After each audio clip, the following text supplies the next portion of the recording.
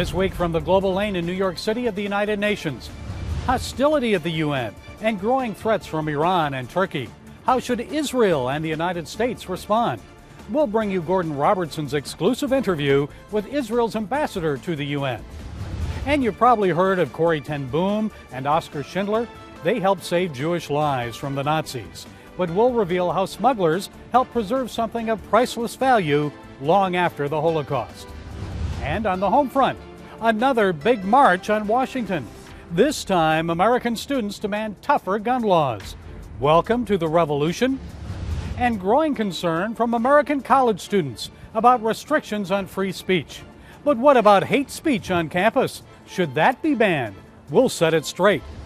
Our man on the street asks people what they think of the Holocaust. Do they even know what it is? And I'll drive it home on Israel, Iran, Putin, Erdogan, and biblical prophecy. It's all right here, right now from New York City and the Global Lane. Ambassador, thanks for being with us. Thank you, Gordon. Let's start with your career. You've been the Israeli ambassador to the UN for 3 years. Have you noticed any changes in that time period? Well, first of all, the UN is a hostile territory for the Israeli ambassador. We still see a lot of hostility, but I feel the change. I feel the change, especially since Ambassador Haley stepped in a little bit more than a year ago, and we achieved a lot at the UN. What bothers me is that I see the difference between the public UN and the private UN. Privately, ambassadors will reach out to me, will tell me how much they appreciate Israel, even admire Israel. But then when it comes to public votes, we don't see it yet. My challenge is to close the gap between the private UN and the public UN. You've been trying to educate the UN ambassadors on Israel, on Judaism. You held the first Seder service in the history of the UN, and you just finished an exhibit talking about the 3,000-year history of Jerusalem as the capital of Israel. Are you seeing a change in perception as a result of this? We do, and the best tool is to bring the ambassadors to Israel. So the exhibitions are great. The lectures are great. You know, we're having every year a Seder at the UN. We tell them about the Jewish heritage. But once the ambassadors actually come to Israel, once they walk in the city of David, they get it. Do you ever find a point of irony that you walk into the UN, you see a scripture from Isaiah about beating swords into plowshares, and the UN has become a weapon against Israel? Indeed. And I think the majority in the world wants the UN to deal with the positive issues. But unfortunately, the leaders who come here use the UN to attack Israel. And I think we can change it. We think the majority of the people in the world understand that Israel is not the problem. Israel is the solution. We, in Judaism, we have a special value which is called in Hebrew tikkun olam, to repair the world. We believe we can help so many people around the world with agriculture technology, desalination, health issues, and we want to do it. That's why we hope that we will see that change coming soon. Why is that so prevalent in Israeli society? I've interviewed a lot of Israelis, and it seems to just instinctively come from them. We are to be a light to the nations. I find that unique. I don't find that in other cultures, that they identify themselves as we're here to help. Why is that? This is part of being Jews, to support others, to bring our knowledge to others. We see missions going from Israel to support communities all around the world. And I'm very hopeful because I think with the technology today, we have a lot of technology that will support the world. We will see that we have more friends around the world. What do you think of UNRWA? Right now, President Trump has said his administration is going to withhold $360 million. And there are now publicized reports that UNRWA is going to run out of money by this summer. Are you anticipating that? What are the ramifications of that? First, let's understand what the story with UNRWA is all about. In 1949, it was established to support the Palestinian refugees. And unfortunately, UNRWA, instead of supporting the refugees, they're inciting against Israel. Look at the schools in UNRWA, the curriculum, what they are teaching the kids. So I think that the U.S. should consider what they're doing with their funds, with the taxpayers' money. They should support humanitarian causes, but they should not support incitement. There's talk that if UNRWA goes away, the Palestinian Authority will collapse. Do you share that view?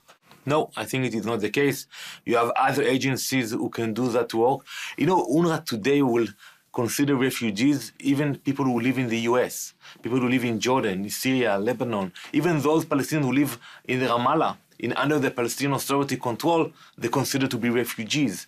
What do you think of the Taylor Force Act? It's gone through the House of Representatives. It's seemingly delayed at the U.S. Senate. And the act is designed to stop American taxpayer funds from paying for pay to slay and paying to reward terrorist acts against Israel. I hope it will go through, because today Abu Mazen, President Abbas, is taking $340 million from the money he gets from the US and other countries, and he gives it directly to terrorists who killed Israelis and Americans.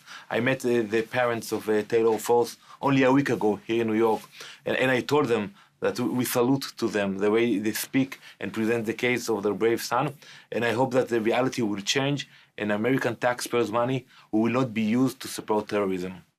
Let's talk about politics within Israel. And you've gone on record saying the two-state solution won't work. Do you still think that? I represent the Israeli government.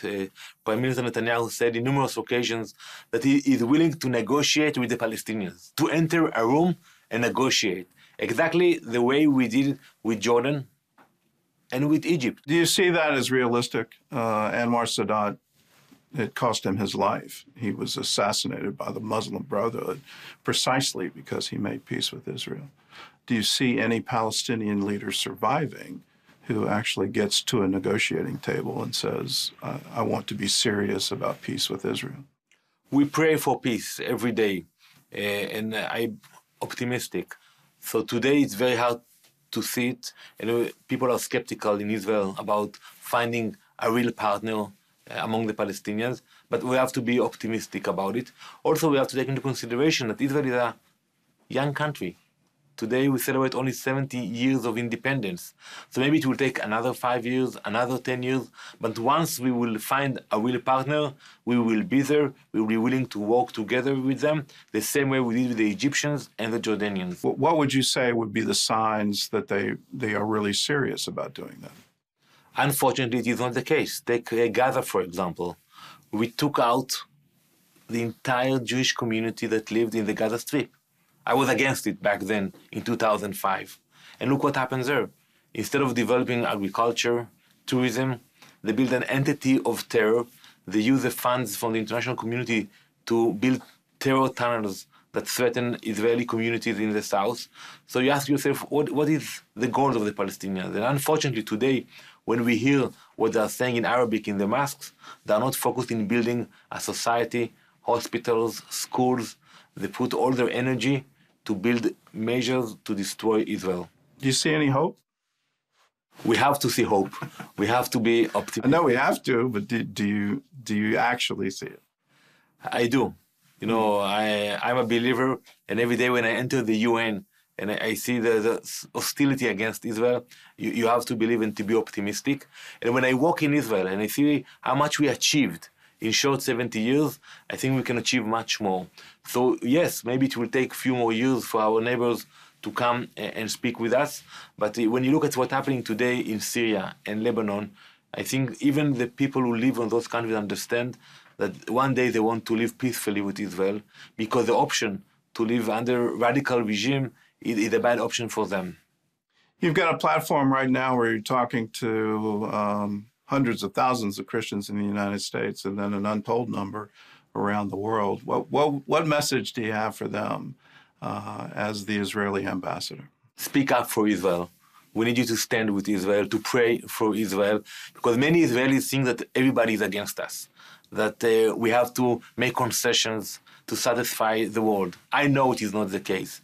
So we need the supporters of Israel to be more vocal, to be more involved with what's happening in Israel. It is very important for us. We need that support. Thank you. Thank you, Mr. Thank you very much. Appreciate it. You've probably heard of Corrie ten Boom and Oskar Schindler, people who helped Jews escape death during the Nazi Holocaust of World War II. But you probably haven't heard about Christians who helped preserve Jewish art and antiquities. Author David Fishman has written about it. He even won a 2017 National Jewish Book Award for the book Smugglers, Partisans, Poets, and the Race to Save Jewish Treasures from the Nazis. Mr. Fishman, thank you for joining us today. How come few people have ever heard of the smugglers, even though they risked their lives for something so valuable to the European Jewish community? Maybe because it took place in a far-off place in an obscure city called Vilna, or today Vilnius. And a lot of the sources about this story are in small languages like Yiddish. So I'm hoping my book will bring broader attention to something that it deserves broad attention. Why did the Nazis insist on destroying the Jewish art, even the poems? Were they hoping that all Jewish presence then could be exterminated by them taking such actions? That's exactly right. Actually, the Nazis did two things. They destroyed most of Jewish books and documents, manuscripts, and art. But what they considered to be valuable for their own purposes, they actually sent off to Germany to specialized institutes, to study the Jews. The Nazis wanted to exterminate the Jews, but they wanted to show scientifically, quote unquote, that was necessary, that it was necessary to exterminate the Jews. So they actually had specialized scholars, Nazi scholars, on the Jews. And some of these books and cultural treasures ended up being sent to Germany. So what specifically, can you give us a couple of examples of what some Christians did to preserve some of this artwork? The rescue work went on both by Jews and by Christians. There was a group of Jewish slave laborers who worked for the Nazis exactly doing this job, sorting what would be sent to Germany and what would be sent to be destroyed. The majority had to be destroyed. And there was a work site outside the ghetto in the city. And the Germans did not guard the work site during the lunch hour. And there were Christian friends for these Jewish slave laborers who would come visit their friends during the lunch hour and bring them some food, bring them some news and encouragement. And before they left, they'd take away some books, some papers, some drawings. And that way, a lot of this material ended up in Christian hands. Well, how about the faith perspective? How did saving these treasures encourage the Jewish community about faith and commitment to their belief? The rescuers, some of them were believers, some of them were not. For the believers, the religious books, Bibles in Hebrew, Talmud, other religious books were of special significance. I would say all of them had a perspective of eternity, if I can use that phrase. Even the non-religious members of this brigade, which was, when I say perspective of eternity, I mean they were very aware that they themselves probably won't survive. They'll probably be murdered by the Nazis. But if the books survive, if these cultural treasures survive, something will live on beyond them for many generations.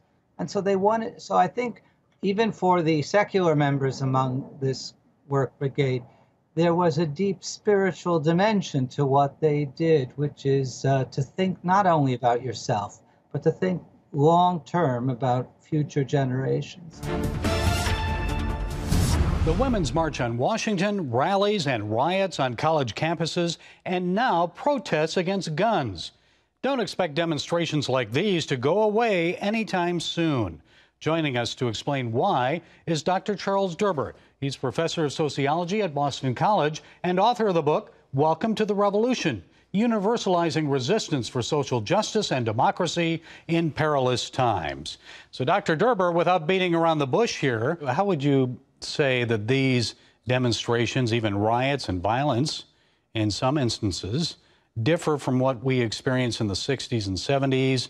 I mean, some people would say they're tearing away the fiber of American democracy, and I'm sure other nations wouldn't even tolerate such behavior. I think because people since the 1960s have felt increasingly disenfranchised, understanding that government is being driven by a small cadre of people, as the Occupy Wall Street movement called it, the 1%, who don't share their general interests, and people feel very disenchanted. Under those conditions, the main way that people have an opportunity to express themselves when they feel that the electoral process is failing them and that the structures of power that kind of dominate both policy and discourse are being taken away from popular will, is to get out on the streets and express yourself. And I think Trump's election kind of created a trigger point.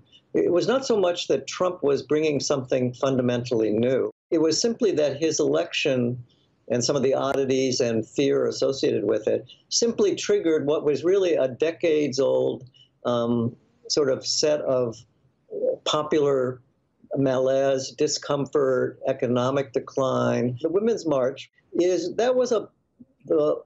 arguably the largest day of protest in the United States and in the world. We had about 5 million people, and not just in the United States, although there were millions in the United States, but in Europe and around the world. When you speak of violence, what's characteristic of this resistance, which is most hopeful, is that it's overwhelmingly nonviolent. That doesn't mean it doesn't have a lot of problems. But I know on the day of the inauguration and then later on at Berkeley in California, Antifa and others turned very violent. They smashed windows, they beat people up. I mean, obviously you're not talking about that, are you? No. I mean, I think that, you mention these things probably partly because these things get a lot of attention in the media. I mean, violence, unfortunately, one of the ways people feel they get attention is by smashing windows or whatever. This is a very, very, very small percentage. But let me just tell you the core idea of my book, which is that the resistance and sort of progressive movements generally, probably since the Reagan Revolution or since even the 60s. In the 60s, you had a figure like Martin Luther King, a spiritual figure who started as a civil rights activist and sort of, I think, could rally much of the country, but not all. But I mean, the violence there was obviously by people in the South who did not want to see segregation and so forth. And, King was violently attacked and killed when he finally made the connection between, on the one hand, civil rights, secondly, the Vietnam War, sort of like a process of connecting the dots. This is part of the history of resistance, so that people rise up against a particular thing that they feel very passionate about. It could be racism, it could be protection of religious rights, it could be women's rights, it could be poverty. With social media, there are many voices. It seems like we're very polarized. What needs to be done? If you ask what can unify the country, I mean, I think in one way is to recognize that the discontent on both the left and the right has some common origins and common roots, which I've already talked about, which is this sort of loss of control. I mean, Trump talked about wanting to drain the swamp. I don't think he's doing that, but that was his message for the forgotten people as he talked about them. And on the left, Bernie Sanders and people who are in the resistance themselves feel like they've been left out in some way, and that the Democratic Party is not speaking for them as well as the Republican Party, because both parties have been taken over by what Trump called the swamp, by which he meant lobbyists, people with a lot of money who are not speaking for the needs of ordinary people. Well, so, it seems like that's where left and right can agree and come together. I guess maybe the solutions, that's where they may differ. But we're out of time, Dr. Charles Durbur, professor of sociology at Boston College. We thank you so much for sharing your perspective today. Sure. Thanks for having me, Gary. A new Gallup poll shows American college students are growing more concerned about free speech on campus. 61% of students questioned say the climate on campus prevents people from speaking freely, and that's up from 54% in 2016. Well, joining us from our Washington studio with more about the Gallup poll and speech on campus is Nicole Neely. She's president of the new group Speech First. Nicole, thanks for joining us. So tell me, why the growing concern from college students? Well, it's interesting. Looking at the numbers growing year by year is discouraging, of course. To those of us who watch this issue, it's of no surprise. It seems like every single day there's a new horror story coming out of campus, be it someone like Christina Hoff Sommers being shouted down from a law school, a speaker fee being imposed on somebody like Ben Shapiro at another campus, or people who are not able to reserve rooms on campus for speakers they want.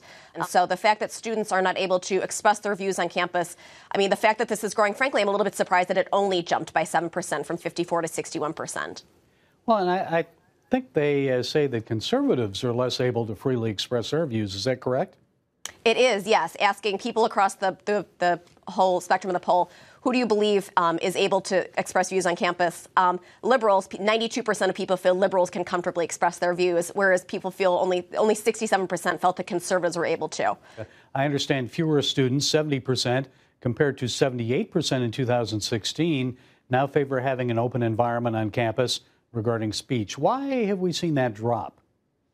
Well, there's a question later on that actually asks, would you prefer an open campus or one that promotes inclusion and diversity? So I think in some ways students are being presented with this false choice. You can have one or the other. And what they really forget is that diversity and inclusion necessitates, you need free speech because that's how minority views get out there. And frankly, we in a Enlightenment tradition believe in rational discourse, using facts, using logic. And so if there are viewpoints that are simply not able to get out there, I mean, it really undermines the whole point of college altogether. And what is the danger of this, Nicole?